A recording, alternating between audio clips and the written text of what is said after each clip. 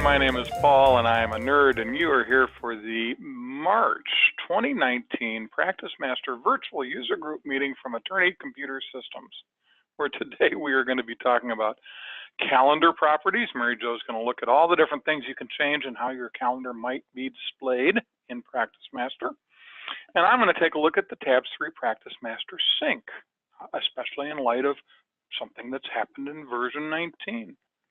So, without any further ado, I'm going to press a couple buttons here, maybe tell a lawyer joke on the way, and when we get done, Mary Jo will be in PracticeMaster all ready to tell you about calendar properties. Take it away, Mary Jo. Okay. So what we're going to talk about, we've probably talked about and covered before in past bug meetings maybe, or even in some other platforms, because I know this is an important topic that we want to make sure everybody understands that you can get here, what you can do here, all of those kinds of things. So generally when we set up PracticeMaster, we set this up as a workstation setup routine so that everybody has a kind of a global view. But firms after that just may not know you can actually go in here and you can change those settings if you like. And you can, make it changed per user. It's a user setting. It doesn't have to be a global setting. So it can be just, individual if one individual would like to change something. So these calendar properties are changeable. They don't have to stay how they were originally set up. But I'm going to show you where to go to get into it, and then some of the things that you can actually change once you're there. So underneath your calendar screen, your calendar menu up here at the top, you can come in here and you can go to calendar properties on the drop-down menu, or in the new search in 19, you can just type calendar properties. It'll take you there too. And it could also be in your all actions or my actions if it's somewhere that you go frequently. I'm going to just make my screen just a little bigger here. Hold on one second. It's just a little hard to read here. There we go. Now I can see it. All right. So here is calendar properties. And inside of calendar properties, here are some of the choices that we have on this very first screen. So first off, we can display certain fields on the calendar. So when you're looking at either a daily, weekly, or monthly view of your calendar, there's certain fields that you can add or remove if you don't like what's showing there. So simply by clicking the select fields, it will show you some of the default fields that maybe we have that we've chosen for you, and if we've set up your system or that your, whoever set it up did. But these are some typical things that we would want to see. User initials, whose calendar entry is it? What's the start time? If I'm looking at a monthly view, I want to know what the start time of this event is. The description, the client name is important. A lot of times that client ID number doesn't mean a lot to everybody. They don't know those numbers, but they know the client name and they know the client work description. What matter are we working on for that client?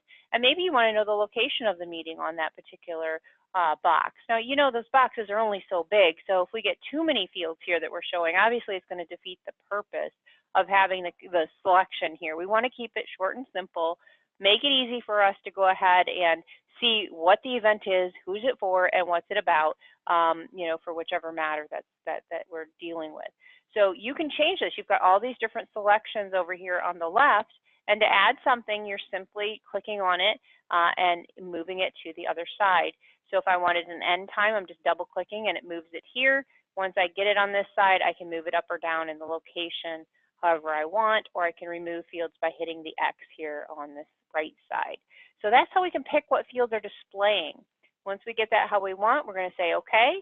You can also show AM and PM for the time fields on this area, and you can separate the fields with different things, a hyphen, comma, space, semicolon, or a piping symbol, whatever you prefer here. So in this instance, we just have it separated by a hyphen. If you have multiple holiday venues set up, you can go ahead and switch that. Again, depending on user, you may need to have different users seeing different holidays, but usually this is a firm-wide setting. If you're in the U.S., the standard holidays here would be for the U.S. holidays, but you might have set up the Jewish holidays as well. And you can show that calendar if you'd like for that holiday venue. You could set up your own, and we've covered on other videos on how you can set up different holiday venues out there, and then you would select that here. So maybe you combine the standard and the Jewish holidays onto one calendar and you want to use that one. That's fine. You can go ahead and select it and change it here in calendar properties, again, by user. The event colors section here allows us to decide whether we want to see those event colors based on the user ID information or event colors based on the calendar code information. So what does that mean? So we can give each user a color in the system. So Paul could be red and I can be purple and Leanne can be green and Patty can be blue. You know, we can get all these different colors for each user. Can I be purple? No, I think you can be pink. I'm purple. Okay. No, I'm always purple. Anyway, so users, you know, based on the user code, the calendar, when I look at it, those events would show up by those user colors. So if I were looking at my calendar and Paul's calendar, I could see those two different colors and distinguish right away whose event it was. Now, for a receptionist or somebody that's monitoring multiple calendars, that's a great way to see their calendar because they want to be looking at what all the people that they have to schedule, they want to see those events by those user colors. But you also can change it to be by calendar code color. So in that instance, we could have all court appearances might be green and all in-office appointments might be blue, and you know, all in-house staff meetings might be green. You know, you can get all these different colors for the type of event that it is. Whatever the calendar code is, you can have that happen. So if you're just looking at your calendar all the time, you're not looking at multiple users' calendar, that might be a good way to look at your calendar because you want to see all the things that you have to do in a certain color, not whose calendar it is, because you're not looking at multiple. And then you can use the default colors for all the events. We have default colors that are out there, so you can select a default event color and have that be out there as well. Some of the other options down here at the bottom, the number of minutes to wait between refreshes. Generally, our best practice is at 30 minutes. This is just something that refreshes in the background as to how often your calendar, the minimum of what it will do to refresh. Now, it may refresh faster than that, depending on how much use is going on and who's putting what on the calendar, but that will be the number of minutes that it will always do it in case it gets to be quite a lot of data that's getting put in at once. You can disable the drag and drop. So inside of the calendar itself, you can grab a hold of an event and you can move it, drag it and drop it and let it go somewhere else. Sometimes you don't want that to happen. So you can check that box if you want to disable that. You can display your incomplete tasks in the all-day activity area. Now, if you're a person that has a lot of tasks on your calendar, if you've got tons and tons of tasks and to-dos, that might not be the box for you to check because that's going to show up in the event section of the calendar, all at the top. And that's going to make that just all filled up at the top in that all-day area every day. So that might be something you may not want to have checked if you've got a lot of tasks. If you do want those tasks to show up in that all-day area so they're not like on a separate at the bottom list, I'm sorry, I'm scrolling down on my screen, at the bottom of your list of your calendar or on a separate task list that you can print, you can include them on the main calendar in the events area. That is what that does. So you have to consider that carefully. You know, if it's going to really bog things up in your calendar and load a ton of tasks up there, it might not be helpful. So keep that in mind. Now, displaying the reminders in the all-days activities might be a good idea because those, you're not going to have as many reminders for events. So remember, reminders are things that you can put on your calendar to remind you, you know, 2 days, 2 weeks, 2 months, whatever, before an event happens. And so those just show up in that all-day reminder area. Once that day's passed, it doesn't follow and come along with you. It just stays on that day that you chose it to remind you. Those are okay to put up in that all-day reminder area because there's typically not as many of those. Sometimes you want to bold the dates in the date selector that contain activity. So if you're looking at dates, when you choose that date selector, if there's already activity on it, it can bold those dates for you so you know, oh, I better look at that to make sure I don't have a conflict. And then you would know over on the right in your calendar too, if there's things that are on those days, they would be bold. And then finally, you can combine multiple user records into one group record. So if I have an appointment that me and Paul and Leanne are all three going to be attending, I don't want to see on, you know, if I'm looking at all of our calendars, 3 different records there on my calendar view. I want to just see one record that has all 3 of our initials on it that says this is our event that's happening on that time. And that's what combining those multi-user records into one group record will do. I still have my own event, and Paul would still have his own event, and Leanne would still have her own event, But if I'm looking at it all in a group, I just want to see it together in one record so I know that there's all three of us on that event. So that's the general settings here. Now the daily, weekly, and monthly are pretty similar, but this is where you can set for your daily time. What is your work hours? Now this might vary from employee to employee because you may have some that have different times that they work.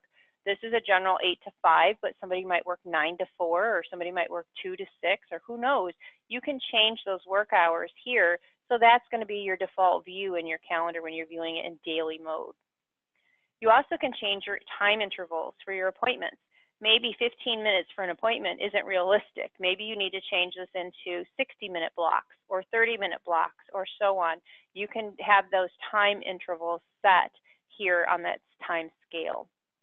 You also can change the font size. So right now it's in this 10-point font, and you can change that just by clicking on the time font into whatever font that you would like, and whatever italicized, bold, and so on, and then whatever the size itself you would like to have it be. So you can change that and say, okay, that would then push that out, and then you would see that on your calendar. And this is for those time fonts. Okay. Now your overall font for your calendar is selected here. So if you want those blocks inside of your calendar, that's where this would be. I don't know if I said that before, but this is the time font. This is the whole calendar font block. So that's where you can change that. You can display the screen tips for partially hidden events. So if you want that on, you can turn that on here. And then you can limit the number of the visible all-day activities to a certain amount. So remember that back here on this first screen, we could say, show me all those uncompleted tasks in the all-day activity area. Well, if you had 100 tasks that were not complete, we don't want to show all 100 of them over there. So this setting actually lets you limit those either to no limit at all or 1 through 5. So maybe 5 is a more realistic number. But remember with tasks, how do you know which 5 that's going to show? It might not be the 5 you want to see. So tasks showing in the all-day area is a little weird and iffy if you've got a lot. But if you do want reminders, maybe you only want to show so many. Or maybe you want no limit. That's a choice you have here. On the weekly tab, same thing. We have a font selection here that we can do. We can also display those tips. We can decide whether we want to include weekends or if we want to compress the weekend days on our calendar. So these are the 3 on the weekly that you have plus the font selection.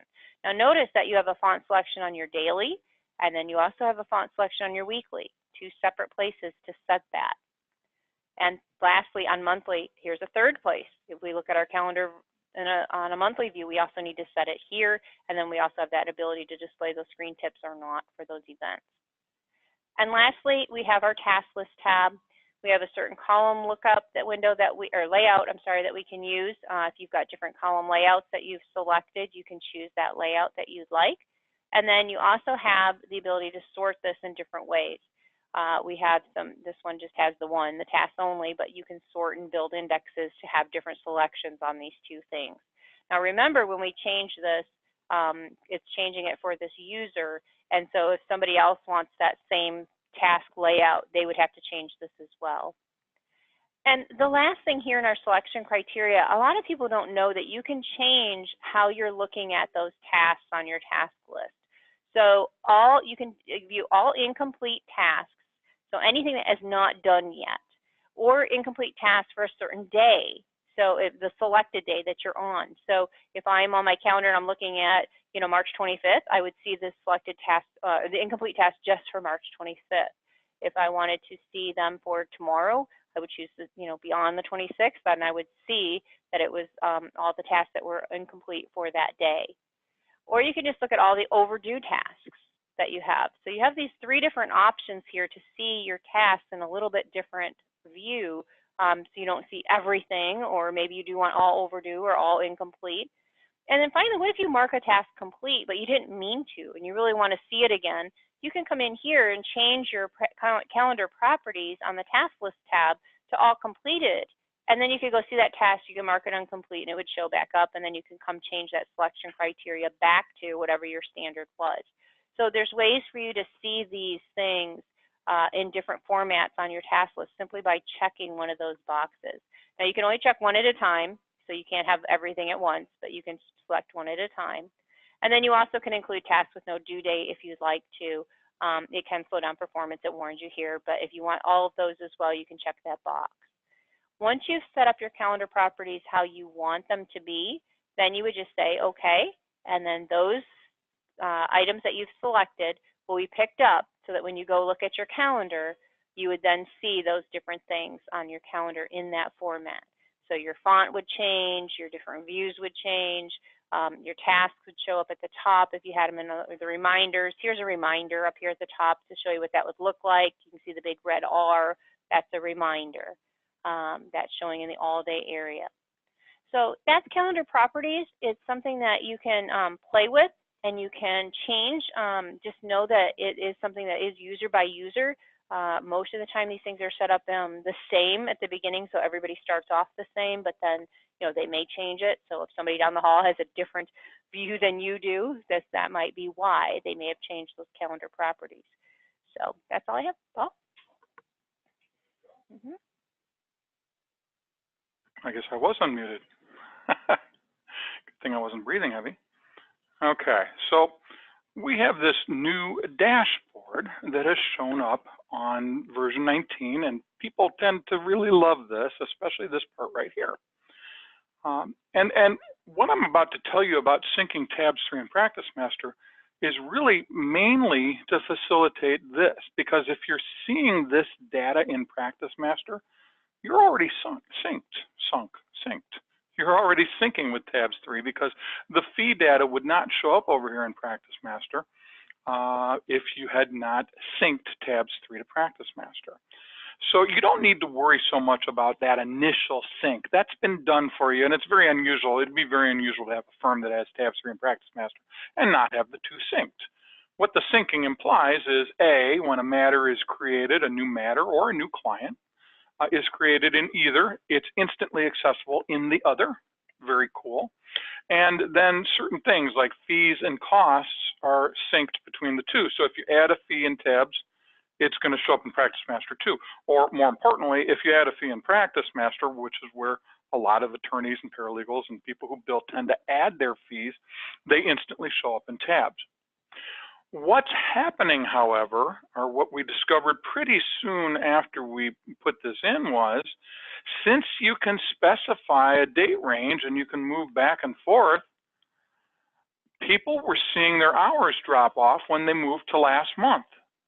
Now think about it for a sec. If you know anything about Tabs and PracticeMaster and what data you can see fee related in PracticeMaster, you might be thinking, oh yeah, when those fees get billed, they don't show up in PracticeMaster anymore. PracticeMaster usually, as a default, will sync in such a way that it will show the WIP fees. So when the end of the month comes and a bill gets prepared for last month, and that bill gets finalized and updated, then those fees become archived and they drop off of this dashboard and they drop out of PracticeMaster altogether. That's why they drop off of this dashboard. This option that I'm about to show you has been here all along, but now we have a really, really strong case for using it. So I'm going to go into the synchronization. So I'm just going to type sync up here. I tell you, I love the ability to type into there. Now, the first thing that I did that on purpose. At least I'm going to pretend like I did. You cannot come in here when something else is open. So you can't, I think I can have my home screen open, but you can't have, I had the calendar open left over from what Mary Jo was showing you. So I'm going to go back in to synchronize. Now you'll see that now that I've searched for that and run it, synchronize PM and Tabs3 is down there. It might have been down there before because we were playing with this morning.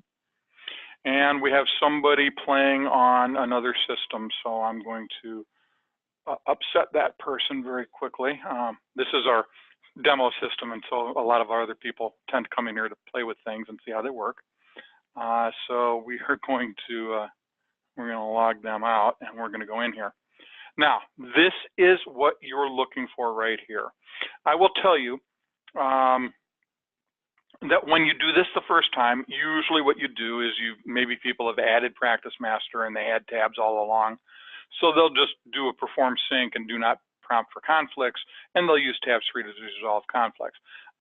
You don't need to worry about it. If you're already seeing fee records in Tabs3, your initial synchronization has already been done, okay? But we will want to choose that and then say use tabs to resolve all conflicts. And this is it right here. Convert Tabs3 archive records to PracticeMaster fee and cost records. What that does is it will bring over all those archive records. That's really all there is to it. I always get the really short things. I don't know if that's because I just have so much charisma that people can't take that much of it in one sitting, or maybe it's Mary Jo just worries that I'm so old that that I'll forget what I'm talking about. But that's really all there is to it. If you run this and convert your Tabs3 archive records to PracticeMaster fee and cost records, then all of a sudden back here in your home screen where you've got that dashboard, you will now see valid fee information even when you go back to prior months. Now my demo system thinks it's November of 2014, so we won't go there. And this guy has literally more than a day's worth of time on this one day. He's a real poster child for some sort of a malpractice or some sort of ethics violation. But nonetheless, if you're in a real system with real data where you've got about 5, 6, 7, 8 hours logged every day, then all of a sudden, after doing that, your prior history will be much more reflective of what you actually did rather than what's still waiting to be built. And that's that. Next month, we're going to talk about preferences. Our preference next month will be to talk about preferences. Mary Jo is going to talk about eNote preferences, and I'm going to talk about timer preferences. So Mary Jo will talk about how we set the preferences for being notified and about eNotes that we've received, and I'm going to talk about how we set the preferences for creating those timer records and being able to quickly get to the timer in PracticeMaster.